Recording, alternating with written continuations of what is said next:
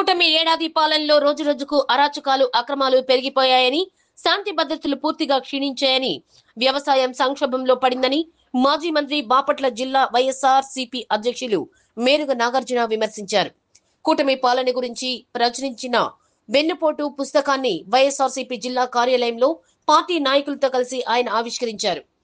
మేరుగ నాగార్జున మాట్లాడుతూ, రాష్ట్రంలో ప్రభుత్వ వైఫల్యాలను ఎవరూ ప్రశ్నించినా వారిపై ఎడాపెడా కేసులు పెడుతున్నారని ఆగ్రహం వ్యక్తం చేశారు. చుండూరు రవి మాట్లాడుతూ, పోరుబాట ర్యాలీలో పాల్గొన్న పార్టీ కార్యకర్తలపై అక్రమంగా కేసులు పెట్టి జైలుకు పంపించారన్నారు. వైఎస్ఆర్సీపీ కార్యకర్తలతో జైళ్లను నింపేస్తున్నారని మండిపడ్డారు. బత్తుల బ్రహ్మానందరెడ్డి మాట్లాడుతూ, రాష్ట్రంలో మహిళలకు రక్షణ లేకుండా పోయిందని ఆవేదన వ్యక్తం చేశారు.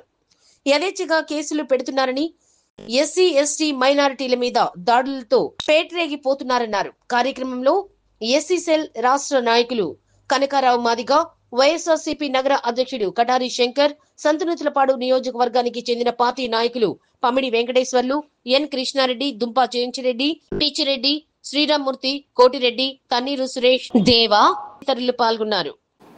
ఇచ్చిన హామీలు, ప్రజలకు చేసిన మోసాలు, జగన్ అంటే నమ్మకం, చంద్రబాబు అంటే మోసం అనే ఒక బుక్లెట్లో 5 కోట్ల మంది రాష్ట్ర ప్రజలకు వెన్నుపోటు. సంవత్సర కాలం కూటమి ప్రభుత్వం అధికారంలోకి వచ్చిన తర్వాత చంద్రబాబు నాయుడు గారు ఎన్నికలప్పుడు ఇచ్చిన వాగ్దానాలు కానీ హామీలు కానీ నిర్వర్తించటం లేదు. ఆయన ఆలోచన సరళి ప్రజలను మోసం చేయటమే అని చెప్పటానికి ఏమాత్రము సంకోచించటంలా.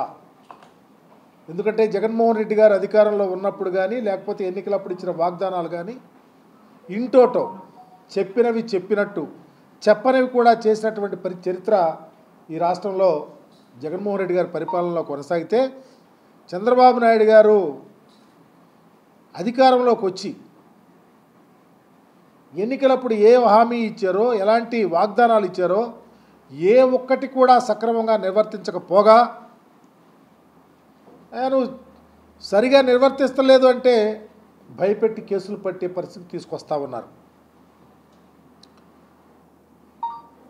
ప్రత్యేకంగా కూటమి ప్రభుత్వం అధికారంలోకి వచ్చిన తర్వాత దాడులు కానీ, అఘాయిత్యాలు కానీ, అమానుషాలు కానీ, వెలివేతలు కానీ, ఒక ప్రక్క రైతులు అలోలక్షణ అంటావు, ఏ పంట వేసుకున్నా గిట్టుబాటు ధర లేక వ్యవసాయం ఇక చేయలేము అనే పరిస్థితికి తీసుకొచ్చినటువంటి చరిత్ర చంద్రబాబు నాయుడు గారిది. అయితే జగన్మోహన్ రెడ్డి గారు కానీ ఆయన తండ్రి గారు కానీ వ్యవసాయం కాదు పండుగలాగా ఉండాలని పరిపాలన చేసినటువంటి చరిత్ర ఈ రాష్ట్రంలో ఉంది. ఒక వ్యవసాయమే కాదు, శాంతి భద్రతల విషయంలో కానీ, ఆరోగ్యం విషయంలో కానీ, ఎడ్యుకేషన్ విషయంలో కానీ ఈరోజు ప్రభుత్వం వెరితల లేస్తూ ఉంది. ప్రభుత్వ పరిపాలన అనేది గాలికి వదిలేసింది. చదువు ఈరోజు జగన్మోహన్ రెడ్డి గారు ముఖ్యమంత్రిగా ఉన్నప్పుడు ఆంధ్రప్రదేశ్లో చదువులమ్మ తల్లి వలలాడితే ఈరోజు చదువు ఇంగ్లీషు విద్య అటకెక్కించారు. పేదవాడు ఇంగ్లీషు విద్య చదువుకోవటానికి అవకాశం లేదు. ఈరోజు పిల్లలకు సంబంధించి అమ్మఒడి కార్యక్రమాన్ని చారిత్రాత్మకంగా ఆంధ్రప్రదేశ్లో విరాజిల్లే విధంగా పేదవాడి ఇంటికి చదువుకి ఎక్కడా వెరవకూడదన్న ఆలోచనతో తల్లి అకౌంట్లో డబ్బులు వేస్తే 87 లక్షల పైగా తల్లుల అకౌంట్లో డబ్బులేసి చరిత్ర పుటల్లో లిఖించే విధంగా చేస్తే ఆ అమ్మఒడి కార్యక్రమాన్ని తల్లికి వందనమని మార్చారు. తల్లికి వందనం ఎంత ఇస్తూ ఉన్నారు? సంవత్సర కాలమైనా నిన్నటిదాకా ఇవ్వకుండా ఈరోజు 87 లక్షల చిల్లర అమ్మఒడి వేస్తే 53 లక్షల చిల్లర జనాంగానికి నువ్వు అమ్మఒడి వేస్తే 1/3 తల్లికి వందనం వల్ల ఈ రాష్ట్రంలో ఉన్న మహిళా లోకం ప్రజలు మోసపోయారని చెప్తా ఉన్నాం. అదే కాదు, ఫీజు రియంబర్స్మెంట్ కానీ, వసతి దీవెన, విద్యా దీవెన అనే దాన్ని ఈ రోజుకి ఇంప్లిమెంట్ చేయటంలా దరిదాపు 9,700 కోట్లకు పైబడి వసతి దీవెన, విద్యా దీవెనకు సంబంధించి డబ్బులు వేయాలిస్తే నువ్వు 1700 కోట్లు వేసి చేతులు దులుపుకుంటా ఉన్నావు. ఎక్కడ విద్యకు ప్రయారిటీ ఇస్తా ఉన్నామని అడుగుతా ఉన్నాం. ఆరోగ్యానికి సంబంధించి రాష్ట్ర చరిత్రలో డాక్టర్ రాజశేఖర రెడ్డి గారు ఆరోగ్యశ్రీ పెడితే జగన్మోహన్ రెడ్డి గారు ఇంకా అదనంగా అనేక రోగాలు కలిపి ఈ రాష్ట్ర చరిత్రలో పేదవాడు గుండె మీద చేసుకుని బ్రతకటానికి అవకాశం కలిగే విధంగా ఈ రాష్ట్రంలో కాదు దేశంలో ఎక్కడైనా ఏ హాస్పిటల్కైనా వెళ్ళి చూయించుకొని ధైర్యంగా వచ్చి మరలా బ్రతికే విధంగా జగన్మోహన్ రెడ్డి గారి పరిపాలన కొనసాగితే నువ్వు ఈరోజు పేదవాడు గవర్నమెంట్ హాస్పిటల్కి వెళ్ళి ఎక్కడా చూయించుకునే అవకాశం లేక ఇంటికి వచ్చి అసువులబాయే పరిస్థితిని తీసుకొచ్చినటువంటి చరిత్ర చంద్రబాబు నాయుడు గారికి ఉంది. ఒక ప్రక్క ఆరోగ్యం పోతుంది, ఒక ప్రక్క చదువు అటకెక్కింది, ఒక ప్రక్క రైతులు విలవిల్లాడుతూ ఉన్నారు. శాంతి భద్రతలు రాష్ట్రంలో శాంతి భద్రతలు అనేవి పూర్తిగా క్షీణించినాయి. కేసుల మయం. వైఎస్ఆర్ కాంగ్రెస్ పార్టీలో ఉన్న కార్యకర్త ఎవరన్నా మాట్లాడాలంటే భయం. సోషల్ మీడియా లేనిపోయిన కేసులు పెట్టినటువంటి మీరు ఈ రాష్ట్రంలో ఏ వ్యక్తి క్షేమంగా ఉన్నాడని అడుగుతూ ఉన్నాం. హోమ్ మినిస్టర్ గారు, నీవు ప్రజాస్వామ్యబద్ధంగా ఈ రాష్ట్రంలో పరిపాలన చేస్తున్నటువంటి ప్రభుత్వంలో హోమ్ మినిస్టర్గా ఉన్నటువంటి నీవు జరుగుతున్నటువంటి కేసుల విషయం, ఎస్సీ ఎస్టీల మీద, బీసీల మీద, మైనారిటీల మీద, పర్టికులర్గా మహిళల మీద జరుగుతున్న దాడులు అఘాయిత్యాల మీద నోరు ఎందుకు మెతకలేకపోతా ఉన్నారని అడుగుతూ ఉన్నాం. ఈరోజు చూసాం, నిన్నగాక మొన్న అనంతపురం జిల్లా వెళ్తే 13 సంవత్సరాల ఒక మైనర్ పసికూన, దళిత మైనర్ పసికూన మీద 18 మంది అఘాయిత్యం చేస్తే ఆ కుటుంబాన్ని పరామర్శకెళ్తే కేసులు పెడతావు. అదే జిల్లాలో ఇంటర్మీడియట్ చదువుతున్నటువంటి ఒక గిరిజన పాప, ఆమె మీద బహిరంగ ఆమెను చంపేస్తే కేసులు మాట్లాడరు. అదే కాదు, ఈరోజు ఈస్ట్ గోదావరి జిల్లాలో రాజమండ్రిలో బహిరంగంగా ఒక దళిత మహిళను అగౌరవపరిచి అవహేళన చేసి ఆమెను అకృత్యంగా మానవికంగా లేకుండా ఇష్టం వచ్చినట్టు బిహేవ్ చేసి ఆమె మీద దాడులు చేస్తే మీరు మాట్లాడరు. ఇదేనా మీ పరిపాలన అడుగుతూ ఉన్నాం. దీనికి సమాధానం ఎవరు చెప్తారని అడుగుతూ ఉన్నాం. ఉదాహరణకు చూస్తే రైతాంగం. ఉదాహరణకు ఈ రాష్ట్రంలో ఏ పంట వేసిన రైతు సుభిక్షం లేడని చెప్తూనే ఈ మధ్యకాలంలో వరి వేసుకున్న రైతు ఊరేసుకునే స్టేజ్కి వెళ్ళిపోయారు. మిర్చి వేసుకున్న రైతు ఎవరైనా పండిన పంటను అమ్ముకునే స్థితిలో లేరు. ఆ పరిస్థితి గమనించినటువంటి జగన్మోహన్ రెడ్డి గారు గుంటూరు మిర్చి యార్డుకు వెళ్తే అప్పుడు మీకు చీమ కుట్టింది. ఎప్పుడు జగన్మోహన్ రెడ్డి గారు మిర్చి రైతులు ఆదుకోవాలని అడిగినప్పుడు వెంటనే కేంద్ర ప్రభుత్వానికి అగ్రికల్చర్ మినిస్టర్కి ఒక ఉత్తరం రాసి 11,000 చిల్లర అమౌంట్ పెట్టాలని చెప్పేసి మద్దతు ప్రకటిస్తామని చెప్పేసి ఈ రోజుకి మిర్చి రైతుల గోడు గురించి పట్టించుకోవట్లా. పొగాకు రైతు సంగతి, జగన్మోహన్ రెడ్డి గారు ప్రకాశం జిల్లా పొదిలి వచ్చి పొగాకు రైతులు వర్జీనియా పొగాకు కానీ లేకపోతే బర్లీ కానీ, నల్ల బర్లీ కానీ, తెల్ల బర్లీ కానీ రైతులకు అన్యాయం జరుగుతూ ఉందని చెప్తే అప్పుడు దాకా మీరు కళ్ళు లేని కబోజుల్లాగా ఈ రాష్ట్ర ప్రభుత్వం ఎందుకు ఉంది అని అడుగుతూ ఉన్నాం. జగన్మోహన్ రెడ్డి గారు వచ్చి రైతు పక్షాన మాట్లాడితే ఈరోజు నిన్న చంద్రబాబు నాయుడు గారు అప్పుడు కేంద్ర మంత్రి దిగి వచ్చాడు. జగన్మోహన్ రెడ్డి గారు వచ్చి మిర్చి రైతుల దగ్గరకు వస్తే కేంద్ర అగ్రికల్చర్ మినిస్టర్ అప్పుడు గుర్తొచ్చాడు. నేను అడుగుతా ఉన్నా చంద్రబాబు నాయుడు గారిని, అయ్యా జగన్మోహన్ రెడ్డి గారు ప్రతిపక్షంలో ఉండి అమ్మఒడి కోసం అడుగుతూ ఉంటేనేమో తల్లికి వందనం సంవత్సరం తర్వాత సగానికి సగం ఎగ్గొట్టావు. మిర్చి రైతుల కోసం గుంటూరు యార్డుకు వస్తే అగ్రికల్చర్ మినిస్టర్కి లెటర్ రాసావు. పొదిలి జగన్మోహన్ రెడ్డి గారు వస్తే తండోలుగా జనాలు వస్తే అగ్రికల్చర్ మినిస్టర్ గారిని అప్పుడు అడుగుతూ ఉన్నావు. మీ పరిపాలన సౌలభ్యం కోసం ఎన్ని రకాలుగా మీరు ప్రవర్తిస్తారు, ఎందుకు ఇంతకుముందు మాట్లాడలేకపోయారు, ఎందుకు పొగాకు రైతుల కోసం వర్జీనియా పొగాకు కావచ్చు, బర్లీ పొగాకు రైతుల కోసం ప్రభుత్వమే ఆనాడు జగన్మోహన్ రెడ్డి గారు మార్కెట్ ద్వారా ఇన్వాల్వ్ చేసి కొన్నటువంటి తీరును ఎందుకు కొనలేకపోయావు.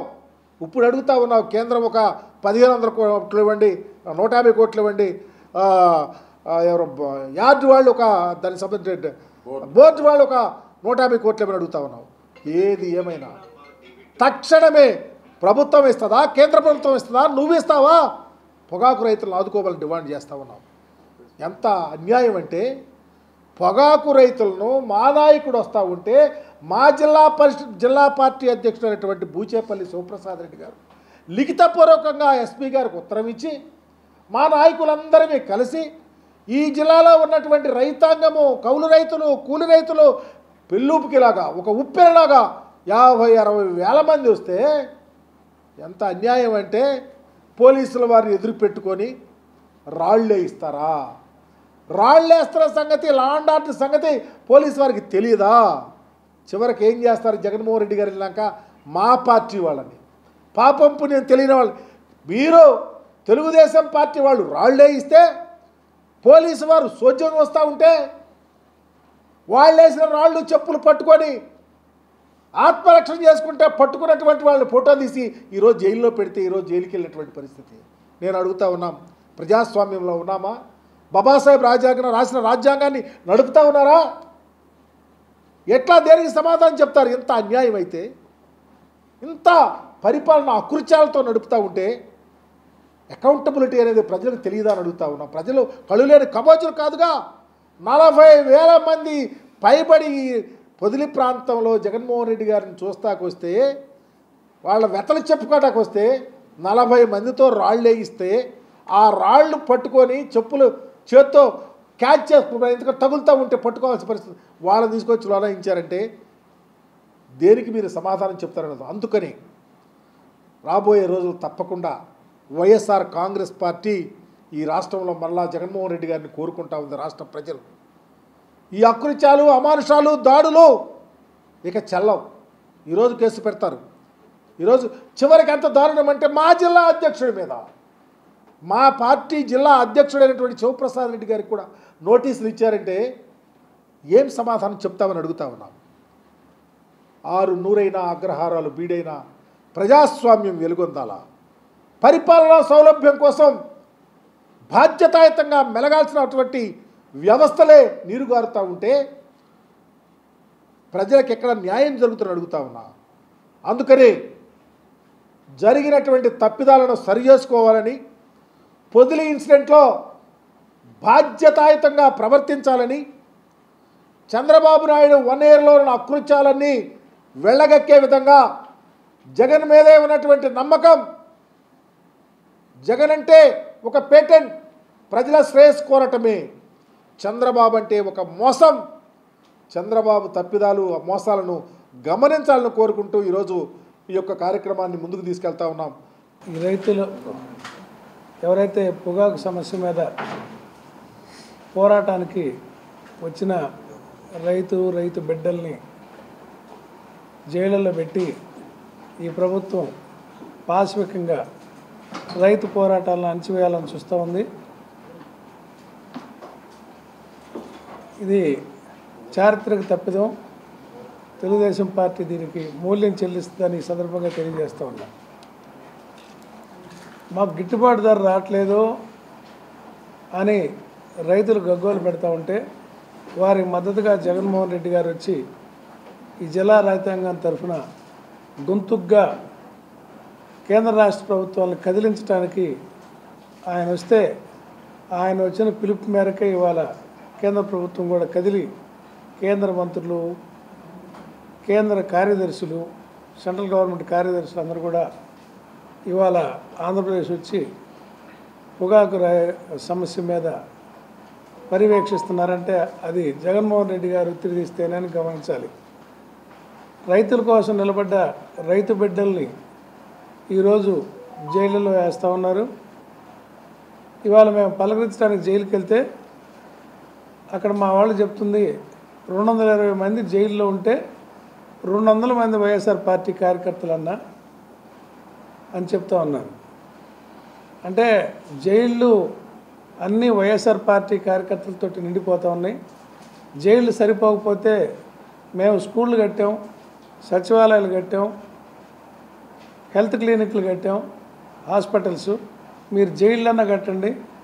ఈ 4 ఏళ్ళు మీ పాశవిక చర్యలతోటి, మీ పాశవిక ఆనందం కోసం వైఎస్ఆర్ పార్టీ కార్యకర్తలు వేల మందిని మీరు అరెస్ట్ చేసి మీరు అణిచివేయాలనుకుంటారేమో, జైళ్ళని పెంచుకోమని సందర్భంగా తెలియజేస్తూ ఉన్నాం. ఇది గుర్తెరగాలి. మీరు నేర్పించేదంతా మీకు రియాక్షను రివర్స్లో వస్తుంది.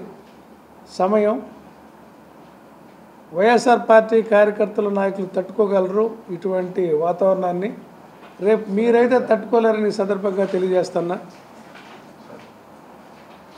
ఇది ప్రభుత్వ చర్యని పూర్తిగా వ్యతిరేకిస్తూ ఈరోజు మా పార్టీ రిలీజ్ చేసిన వెన్నుపోటు చంద్రబాబు నాయుడు గారు గత సంవత్సరం కాలంగా ప్రజలకు ఇచ్చిన హామీలను ఏ విధంగా వెన్నుపోటు పొడిచింది పుస్తక రూపంలో ఆవిష్కరించడం జరిగింది.